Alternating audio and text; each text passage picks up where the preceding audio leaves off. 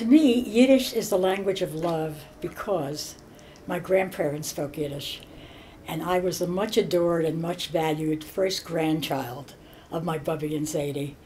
And because they spoke Yiddish to each other, I had to figure out what they were saying. So that's how I learned Yiddish, by ear.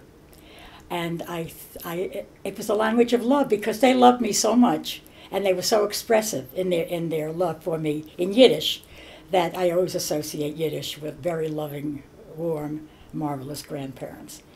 My Bubby would sing lullabies to me. My Bubby would talk to me.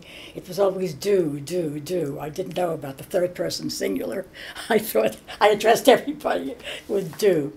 And because we also lived either with them or on the next street or a block away, I spent a great deal of time with them. Children didn't move so far from their grandparents as they do now. And I learned a lot from being with my grandparents. I was very, very lucky to be with them.